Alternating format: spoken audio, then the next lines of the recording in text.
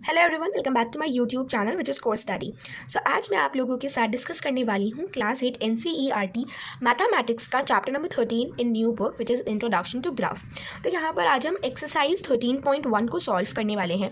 सारे क्वेश्चंस को आज हम सॉल्व करेंगे एंड अगर आपका कोई भी डाउट है तो आप कमेंट कर सकते हैं, और अगर आपको और भी कोई चैप्टर का कुछ भी सॉल्यूशन रिलेटेड चाहिए तो आप कमेंट सेक्शन में इनहेजिटली कमेंट कर सकते हैं और मैं श्योरली उस टॉपिक पर वीडियो बनाऊँगी। तो आज की वीडियो स्टार्ट करते हैं, बट उससे पहले अगर आपने मेरे चैनल कोर्स स्टडी को सब्सक्राइब नहीं किया है तो मैं रिक्वेस्ट करना चाहती हूँ कि आप सब्सक्राइब कर लें, क्योंकि इस चैप्टर इतना अच्छा सोल्यूशन आपको मिलेगा इस चैप्टर का, और इस चैनल पर आपको फर्स्ट टू लेकर 9th 8th 10th सबका सिलेबस मिलेगा। बस उसके लिए आपको थोड़ा वेट करना होगा और जो टॉपिक्स आपको चाहिए उसके लिए आपको कमेंट करना होगा। तो without any further ado let's begin. Introduction to graph. तो इस चैप्टर का मैं आपको थोड़ा इंट्रोडक्शन भी दे देती हूँ। ये चैप्टर की फर्स्ट एक्सरसाइज मेनली बेस्ड है लाइन ग्राफ पर। तो लाइन ग्राफ का डेफिनेशन देख लेते हैं। Line graph display data that changes continuously over periods of time. तो हमें लाइन ग्राफ एक ग्राफ होता है, टाइप ऑफ ग्राफ होता है जो कि ग्राफ पेपर पे बनाया जाता है। एक ग्राफ जो डिस्प्ले करता है, दिखाता है डाटा किसी भी चीज़ की इंफॉर्मेशन को भी बोल सकते हैं, जो कि कंटिन्यूसली चेंज होती है टाइम पीरियड के साथ साथ। Okay, so let's start with the question number 1। I have book also, तो हम बुक में भी देख सकते हैं। फर्स्ट क्वेश्चन है हमारे पास, द फॉलोइंग ग्राफ, यहाँ पर एक ग्राफ दिया हुआ है, shows the temperature of a patient in a hospital. एक हॉस्पिटल में एक पेशेंट है तो उसका टेम्परेचर हमें दिखाया जा रहा है, रिकॉर्ड करा जा रहा है उसका टेम्परेचर हर घंटे में, एवरी आवर। ओके, तो यहाँ पर मैंने आपके लिए क्वेश्चन भी लिखा है and I have prepared the graph also. Okay, so questions देख लेते हैं पहले। अभी A, what is the patient temperature at 1 PM। ये ग्राफ है, आप देख सकते हैं इधर। अभी ये पूछ रहा है कि 1 PM पर स्पेसिफिकली पूछ रहा है कि 1 PM पे टेम्परेचर कितना है पेशेंट का। तो देखो यहाँ पर 1 PM देखिए, ये 36 और 37 के बीच में है। तो 36 और 37 के बीच में क्या आएगा? 0.5, राइट। तो यहाँ पर 36.5 इसका आंसर हो जाएगा। फर्स्ट क्वेश्चन का आंसर होगा 36.5। नाउ अब question number B. Question B, when the patient temperature 38.5। अब हमसे पूछ रहा है कि 38.5 डिग्री सेल्सियस पेशेंट का टेम्परेचर कब है। तो 38.5 पे आ जाते हैं, ये रहा 12 नून। तो पेशेंट का टेम्परेचर 38.5 है 12 नून पर। Okay, now C option, question number C. The patient temperature was the same 2 times during the period given. What were these 2 times? तो 2 टाइम पर एकदम सेम है, तो हमें यहाँ पर देख के पता चल ही रहा है जब दोनों एकदम स्ट्रेट हैं, एकदम सीधे हैं, एकदम सेम है, तो क्या 1 PM एंड 2 PM पे पेशेंट का टेम्परेचर एकदम सेम है। Okay, now D, patient what was the temperature at 130 पे क्या टेम्परेचर है? तो 130 एंड 230 के बीच में आएगा 130। सो कितना है? Same, remain 38.5। ठीक है, कितना है, व्हाट वाज द टेम्परेचर, और हम अपने आंसर पे कैसे आए। ठीक है, सो यहाँ पर मैंने आपके लिए आंसर्स भी प्रिपेयर करे हैं, so it will be more helpful if I show you. तो आप देख सकते हैं यहाँ पर कि 36A का, अभी हम लोग थे डी पे, 36.5 जो टेम्परेचर है पेशेंट का 1:30 PM पर। ठीक है, क्योंकि हमें कैसे हम अराइव हुए हमें बताना था, क्योंकि जो टेम्परेचर है वो वैरी नहीं हुआ, मतलब ऊंच नीच नहीं हुई, चेंज नहीं हुआ। चलिए नेक्स्ट क्वेश्चन पे आते हैं। Now option number E, during which period did the patients temperature shown an upward trend. Upward trend का मतलब होता है कब पेशेंट का जो टेम्परेचर है वो ऊपर गया है। ऊपर कब गया है? 9 से 10 पर ऊपर गया है, 10 से 11 पे। अब इसके बाद तो नीचे नीचे जा रहा है, उसके बाद 2 से 3। ठीक है, 2 से 3 पर भी एक अपवर्ड ट्रेंड है। तो हम लिख देंगे कि during 9 to 10 AM and 10 to 11 and 2 to 3 PM the temperature shown an upward trend. चलिए नेक्स्ट क्वेश्चन पे आते हैं। नाउ क्वेश्चन नंबर 2 है कि जो फॉलोइंग लाइन ग्राफ है, यहाँ पर भी हमें एक ग्राफ दिया गया है।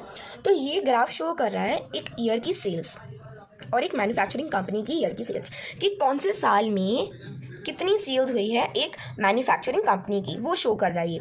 तो आप देख सकते हैं यहाँ पर सेल्स इन करोड़, तो यहाँ पे करोड़ में सेल है, इनकी CR में सेल है, और यहाँ पर ईयर है, इफ़ यू कैन सी यहाँ पर ईयर है। तो देखते हैं अब क्या हमसे पूछा गया है। A, what is sales in 2002 and 2006? तो 2002 में सेल्स है 4 CR, यहाँ पर हमने लिखा है। 2006 में हमारी कितनी सेल है? तो हमारी सेल्स है 8 CR। ओके, सो 8 CR यहाँ पर बुक में सेम क्वेश्चन है, तो आप चेक भी कर सकते हैं। Okay, B, what were the sales in 2003 and 2005? 3 में देख लेते हैं कितनी सेल्स हैं। 3 में 6 और 8 के बीच में है, इसका मतलब 7 CR। 2005 में कितनी सेल्स हैं? 10 CR। Okay, now coming to question number C, question number 2 का C part, compute the difference between the sales in 2002 and 2006। हमें अब इनका डिफरेंस बताना है। देखो, हमें कभी भी जब डिफरेंस निकालने के लिए बोला जाता है तो वी हैव टू माइनस, तो हमें पता ही होगा, तो हमें डिफरेंस निकालना है 2002 एंड 2006 में। देखिए, 2 में हमारी 4 CR सेल्स है, 6 में हमारी कितनी सेल्स? 8 CR। 4 CR में से 8 CR को माइनस करेंगे तो आंसर आएगा 4 CR। Okay, now coming to next part of this question. Okay, in which year was the greatest difference? कौन से ईयर में सबसे ज़्यादा डिफरेंस हुआ है प्रीवियस ईयर के कंपैरिजन में? ठीक है, तो अगर हम देखें सबसे ज़्यादा अपवर्ड ट्रेंड हमें कहाँ दिख रहा है? हमें इधर दिख रहा है। तो सबसे ज़्यादा जो डिफरेंस आया है, सबसे ज़्यादा ग्रेट डिफरेंस आया है वो आया 2005 में। यहाँ पर देखो कितना अपवर्ड ट्रेंड गया है। ठीक है, तो greatest difference in year 2005 there was greatest difference between the sales compared to its previous year से comparison में greatest है। Okay, so let's come to next question. Coming to question number 3. Question number 3 है for an experiment in botany में एक experiment करा गया है 2 different plant में से। 2 different plant A, plant B, उनकी growth similar laboratory में देखी गई है similar conditions पर। हाइट मेजर करी गई है 3 वीक्स के एंड में, 3 वीक्स के एंड में, मतलब 1 वीकेंड में, 2 वीकेंड में, 3 वीकेंड में। ठीक है, अब बोल रहा है कि रिजल्ट हमें एक ग्राफ से शो करा गया है, तो ये ग्राफ हमें दिया गया है। अब हम देखते हैं इससे हमें क्वेश्चन क्या पूछ रहा है। कि पहला हमें क्वेश्चन पूछा गया है कि क्या हाइट है प्लांट ए की दूसरे वीक के बाद और तीसरे वीक के बाद। Plant A was this dotted line. हम अगर दो का कंपैरिजन दिखाते हैं ग्राफ में, तो एक स्ट्रेट लाइन होता है और एक होता है डॉटेड लाइन। ये इंपॉर्टेंट है ताकि दोनों में डिफ्रेंशिएट करना इजी हो। ठीक है, तो यहाँ पर डॉटेड लाइन प्लांट ए है and straight line plant B है। प्लांट ए में 2 वीक्स के बाद देखिए इनके बीच में है, मतलब 7 सेंटीमीटर, और 3 वीक्स में हम देखते हैं यहाँ पर इट वॉज इन दिस बीच में इनके 8 और 10 के, तो यहाँ पर आएगा 9 सेंटीमीटर।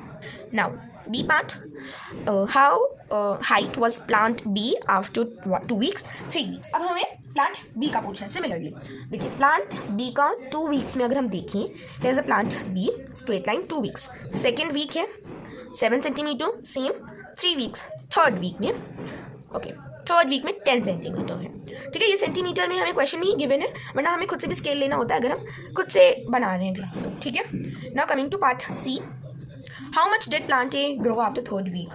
तो इसमें कंपैरिजन है, थर्ड वीक में कितना ग्रो करा है। ठीक है, तो इससे कंपैरिजन होगा सेकेंड वीक से।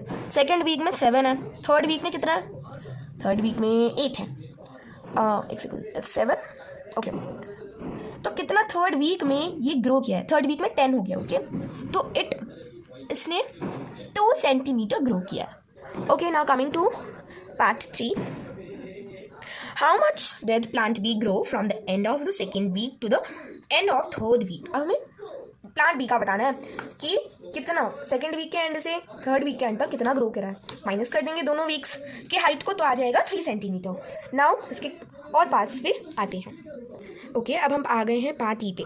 During which week did the plant A grew most. तो अगर आप ग्राफ में देखें तो ड्यूरिंग सेकेंड वीक सबसे ज़्यादा ग्रो करा है। Now F, during which week did the plant B grow least सबसे कम। तो फर्स्ट वीक में सबसे कम ग्रू करा है compare to both the upcoming weeks. Question number G, where the 2 plants of the same height during any week shown here specifically। अब हमसे पूछा गया है कि क्या दोनों प्लांटर में से जो हाइट है वो सेम दिखाई गई है स्पेसिफिकली। तो सेकेंड वीक के एंड में सेम हाइट हुई है, जैसे यहाँ पर आप देख सकते हैं दोनों जाकर मीट कर रहे हैं, तो सेकेंड वीक के एंड पे। Now coming to question number 4। Question number 4 पे आते हैं। क्वेश्चन नंबर 4 है, the following graph shows the temperature forecast and actual temperature for each day of week. अब हमें ग्राफ अगेन दिया है, पर इसका ग्राफ नेक्स्ट पेज पे है, तो मैं आपको बुक से दिखा देती हूँ। दिस इज द ग्राफ, आप ग्राफ पहले देख लीजिए। This is the whole graph of question. चलिए हम ऐसे ही डिस्कस कर लेते हैं, आंसर्स मैं आपको एंड में दिखा दूंगी। कि यहाँ पर हमें ग्राफ दिया गया है जिसमें एक्चुअल और फोरकास्ट में जो दिखाया गया और एक्चुअल का डिफरेंस बताया कि कितना डिफरेंस हमें दिखाया जा रहा है। ठीक है, A on which day the forecast temperature the same as actual temperature, जहाँ पर मीट करें वहाँ पर सेम, ट्यूसडे को सेम है, फ्राइडे को सेम है। ओके, मैक्सिमम फोरकास्ट टेम्परेचर कब हुआ है, मैक्सिमम, ठीक है, तो मैक्सिमम संडे को हुआ है फोरकास्ट टेम्परेचर। ओके, हम मेट किया तो संडे को हुआ है। मिनिमम एक्चुअल टेम्परेचर कब हुआ है, तो actual is this, okay, minimum, okay, minimum is this, Thursday and Friday को मिनिमम हुआ है। On which day the actual temperature differ the most, मतलब सबसे ज़्यादा डिफरेंस किया है, सबसे ज़्यादा डिफरेंस हमें यहाँ दिख रहा है थर्सडे को।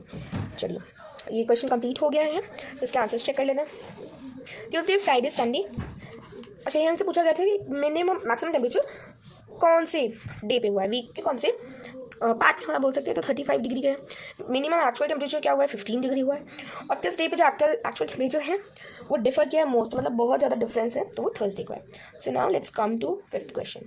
Now coming to fifth question, ये था लास्ट क्वेश्चन का ग्राफ। अगर आपको जानना है कि how do we make graph और क्या क्या चीज़ें इंपॉर्टेंट रहती हैं according to primary and senior school, मैं जरूर से बताऊँगी। नाउ क्वेश्चन नंबर फिफ्थ हमें यहाँ पर बनाना है ग्राफ, तो बना ही लेंगे। इसका PDF अपलोड नहीं हो सकता अनफॉर्चुनेटली, तो if you want I can post in my community post. अब हमें टेबल दी गई है, अभी हमें लाइन ग्राफ बनाना है, इन्फॉर्मेशन गिवन है, लाइन ग्राफ ड्रॉ करना है। ईजी, पहला लाइन ग्राफ ड्रॉ करना है, number of days hill city received snow in different year, तो हमें ईयर और कितने दिन तक उसको स्नो मिला है। तो यहाँ पर मैंने नीचे ईयर लिया है, ठीक है, यहाँ पर I have taken the number of days. आप अपने अकॉर्डिंगली इसको ले सकते हैं, इट्स एब्सोल्युटली योर चॉइस कहाँ पर आप क्या ले, बट मेरे हिसाब से जहाँ पर भी ईयर आ जाए वो नीचे लेना ज़्यादा सही रहता है। तो ये ग्राफ है, आप देख सकते हैं। ग्राफ में भी वारी, क्योंकि थोड़ा अलग हो सकता है मेरा, अगर आप कहीं अदर प्लेटफॉर्म पे देखें, क्योंकि स्केल मैटर करता है कि आप कितने का स्केल ले रहे हैं, मतलब एक यूनिट आपकी कितने एक्चुअल में इक्वल है। ठीक है, तो यहाँ पर 2003 में 8 था तो मैंने 8 किया है, 2004 में 10 था, 10 किया है, 5 में 5 ही था, 5 ही किया है, लाइन शुड बी सेम, 6 में 12 था, 12 ही किया। चलिए let's come to next part. Coming to next part of this question, हमें पॉपुलेशन दिया 1000 में मैन एंड वुमेन की एक विलेज में डिफरेंट ईयर्स में। अब दोबारा ईयर आ गया तो मैंने तो नीचे लिया है, बाकी वो आपकी प्रेफरेंस है। ईयर, सारे ईयर्स जो हमें बुक में ही गिवन थे, ये ऑपोजिट मैंने कर दिया है, यहाँ पर 2005 आना था, but it's absolutely correct. Number of man, number of women. चलिए इसका ग्राफ देख लेते हैं, let's come to the graph directly. Women मैंने डॉटेड लाइन से ड्रॉ करा है एंड मैन को मैंने स्ट्रेट लाइन से ड्रॉ किया है। पॉपुलेशन थाउजेंड्स में, ये बहुत इंपॉर्टेंट है, आपको ये शो करना इज़ वेरी इंपॉर्टेंट, ये शो करना। अगर ये नहीं आप शो करेंगे तो अगर ग्राफ 3 मार्क्स का है तो उसमें से आपको 2 मार्क्स मिलेंगे, और अगर टीचर स्ट्रिक्ट हुआ तो 1.5 मार्क्स भी मिल सकते हैं। यहाँ पर मैंने ये साइन बनाया, अब आप सोच रहे हैं ये साइन क्या है। सो ये साइन हम तब बनाते हैं जब हमें कोई बोल सकते हैं स्केल नहीं मिलता, जैसे ये कंटिन्यूएशन में है। अभी मैं सीधा 1 से नहीं स्टार्ट, मतलब सीधा 10 से नहीं स्टार्ट कर सकती थी, तो मैंने क्या किया, एक ये साइन ड्रॉ कर दिया। इसका मतलब है इससे पहले जितने भी नंबर हैं वो इस साइन में आ गए हैं। ठीक है, I hope you are understanding. बाकी अगर आप चाहते हैं कि मैं ग्राफ पे भी वीडियो बनाऊँ तो ये कमेंट कर दीजिएगा। 2003 में ये 2003 में वुमेन थे 12, सो मैंने स्ट्रेट लाइन 12, वुमेन इज 11.3, तो 11.3 अप्रॉक्सीमेटली लिया है, 5 ये होता है तो 3 थोड़ा नीचे अप्रॉक्सीमेटली ले लिया है मैंने। 4 आप देख सकते हैं, 12.5, 11.9, 11.9, 12.5, 13.2, 13.2, 13.6, 13 सेम है तो मीट किया है। 2007 13.5, 12.8, सो 13.5, I mean so sorry, main का 13.5 है, 13.5 एंड वुमेन का 12.8, तो 12.8। So this is it for this question. Let's come to next question now. Come to next question. Question number 2. A courier person cycles from a town. एक courier person है जो couriers deliver करता है, वो cycle क्या करता है, चलाता है साइकिल सो साइकिल एक टाउन से नेबरिंग अर्बन एरियाज़ में वो पार्सल को डिलीवर करता है मर्चेंट को। तो उसका डिस्टेंस दिया गया है टाउन का और डिफरेंट टाइम्स हमें लाइन ग्राफ पे शो किया गया है। अगेन लाइव ग्राफ दूसरे पेज पे बन गया है, सो मैं आपको ग्राफ दिखा देती हूँ कौन सा ग्राफ हमें इस क्वेश्चन के में दिया गया है। So okay, this is the graph जो हमें दिया गया है। ठीक है, this is the question, this is the graph I mean, अगर आपको दिख रहा हो तो yes, okay, so this is the graph. चलिए आगे अब हम लोग इसके सॉल्यूशंस पे आते हैं। ठीक है, और क्वेश्चन नंबर ये है, what is the scale taken, scale कितना टेक किया गया है। तो देखिए इसके लिए आई नीड अ बुक, आपको ग्राफ शो करने के लिए। स्केल अगर आप ध्यान से देखें, ठीक है, हमसे पूछा गया है कि टाइम के लिए, टाइम के आएंगे टाइम। अब इसका स्केल क्या लिया गया है, ये देखिए 4 बॉक्सेस हैं, एक बॉक्स को 1 यूनिट कंसिडर करते हैं तो 4 बॉक्सेस 4 यूनिट्स हो गए, ठीक है। तो यहाँ पर एक घंटे को देख सकते हैं, एक घंटा कैसे 9 फोकस लॉक हो गया आई थिंक, तो 8 to 9 एक घंटे में 4 बॉक्सेस 4 यूनिट। एक पर्सन कितना टाइम ले रहा है ट्रैवल करने के लिए। अगर हम देखें how much time did the person taken for travel, overall हमसे टाइम पूछा गया है कि कितना लिया है, 1 घंटा, 2 घंटा, 3, यहाँ तक 3 आवर्स हो गए। अब ये देखिए 12 में मीट नहीं कर रहा है, ये 12 के सेकंड बॉक्स तक ही मीट कर रहा है, इसका मतलब इन दोनों घंटे के बीच में था 11:30, ठीक है। तो 1 hour 2 hour 3 hour and 30 minutes, so 3 hour 30 minutes, 3 hours 30 minutes और 1/2. Okay, so this is it for this question. Now let's come to next part. चलिए नेक्स्ट पार्ट पे आ गए हैं कि कितना फार एक पर्सन एक प्लेस से मर्चेंट के टाउन तक जा रहा है। तो इट इज़ 22 किलोमीटर्स। 22 किलोमीटर्स कैसे, यहाँ पर हम अगर ग्राफ देखें, this is the same graph. Look, थोड़ा सा आपको डिफरेंस तो लग ही रहा होगा बुकयार्ड में, इसलिए क्योंकि स्केल जो है वो डिफरेंटली लिया गया है, but that's absolutely correct. Total distance 22 है तो 22 हो गया answer D. Did the person stop on his way explain? देखते हैं कहीं स्टॉप हुआ है तो यस, ये सीधी लाइन है, इसका मतलब यहाँ पर वो स्टॉप हो गया है। I am so sorry, yes I am sorry, हाँ, जो हॉरिजॉन्टल पार्ट है यहाँ का स्ट्रेट ये लाइन आ गई है, इसका मतलब है कि वो इंसान, वो पर्सन स्टॉप हुआ है। कितने टाइम में हुआ है, 10 से लेके 11:30 तक वो स्टॉप हुआ है। चलिए let's come to next part. During which period did he ride fastest सबसे तेज़, सबसे ज़्यादा स्ट्रेट हमें कहाँ पर वर्टेक्स दिख रहा है, सबसे ज़्यादा अपर ट्रेंड कहाँ दिख रहा है, 8 से 9, तो सबसे फास्टेस्ट वो 8 से 9 में ही होगा। Okay, this is it for this question. Now let's come to next question.